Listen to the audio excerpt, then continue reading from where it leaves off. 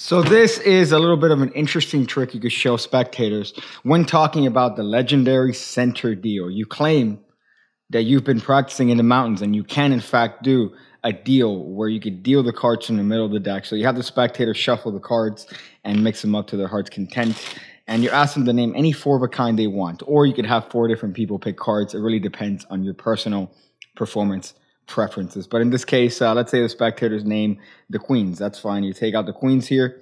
We'll just go to the deck and take out the queens because they're going to aid us in this demonstration of this legendary move. The queens, in fact, are going to become our subjects and the targets that we're going to try to acquire. So here we have the queens, nothing more, nothing less. The queens go in different parts of the deck, similar to where they came. And of course, the deck is squared up. And you could even give the deck a little bit of a cut at this point, showing the spectator that we don't have any queens on top or any queens on the bottom. And we're ready to show the legendary center deal. A center deal, you explain to the spectator, is a way of dealing cards that you want from the middle of the deck. So that in a card game, you could deal whatever cards you want to yourself. In this case, we want those queens. You could have named any four of a kind, but in this case, let's just go for the queens right here. First queen, second queen, third queen, and lastly, the four queens. Remember, we didn't have them near the top. We didn't have them near the bottom. So that was a demonstration of the legendary center deal. Of course, it's not. It's a lie. It's a brazen, bold lie. But here's a trick. You tell the spectator the story of the center deal. You could talk about Alan Kennedy and Di Vernon and all that, but ultimately they're mixing up the deck. You could have four cards picked and controlled in whatever way you want. I like doing it with a four of a kind. I've played around with both different ways of doing this. However, you are going to need to do a second deal. And luckily for you, the second deal doesn't need to be pristine. It doesn't need to be perfect because the cards are supposedly coming from the middle of the deck. And you don't even have to do a second deal because I'm going to show you a way of doing it without a second deal here in a moment. So you ask the spectator to name any sort of four of a kind, and you're going to out-jog those cards. In this case, let's say they name the aces. So in this case, we're going to go through the deck and pull out the aces, out-jogging them. As you score up the deck, you're going to get a break underneath the third card from the top of the deck. In this case, the face of the deck. So that when you peel out the aces, you're going to take those cards in the back, much like the classic bank robbers trick. So now we're lifting up all these cards. So we're lifting up four and the three cards in the back as we turn the deck over and place the aces, of course, retaining the break. Now we could show the aces front and back very fairly. The last one, we reach into the break and we show the ace of clubs. So now this is hiding three cards in the back. So at speed, it should just look like you're showing the four aces, of course, making sure not to prematurely spread that. So at speed, the whole sequence from the bottom should just look like you're taking the aces, putting it on top of the deck, showing them, making sure that there isn't any sort of sneakiness here. And now you've switched the top three for these X cards. And these X cards are going to be what you put in the middle of the deck. So the first one I put near the bottom. Second one I put about the center. Third one I put above center. And the last one you could actually flash. So here you're going to do a little bit of a move here where you're going to riffle two cards.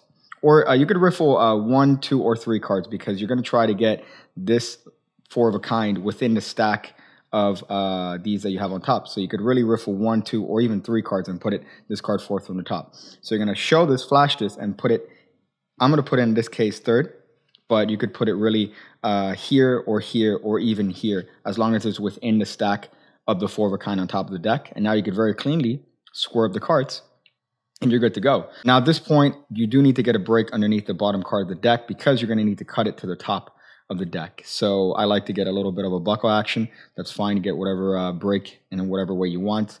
And you're going to swing cut and double undercut that card right to the top of the deck. The reason for this is that now you could show that there isn't an ace on top, nor is there aces near the bottom. At this point here, you're ready to do second deals to produce the four aces. So just some tips on the second deal. The initial gut reaction that you want to do is that you want to do this little bit of a wrist kill action. You want to necktie the deck. Don't do that. Practice the move to the point where you could do it with the deck flat. Now, another tip that I like to do is that with my ring finger is actually going to come in contact with the deck as I take the second card. So you notice that I'm pushing this card. My thumb is going to come, take this card over here. My ring finger is actually bracing against the deck. This allows me to pull this card easier. So the second deal is simply that you're pushing this card a little bit lower. You're pushing it down and to the right. At the same time, instead of taking this card, your thumb is going to come up to this upper corner and take that card. Now, of course, this is a small brief. That's what it's called. It's called a brief. Now, the more you practice, the less your brief is going to be. So you're going to get to the point where you're going to be able to get the second card from the top with a very, very minimal gap. Now, do keep in mind with the presentation of this trick, you are supposedly dealing cards from the middle of the deck.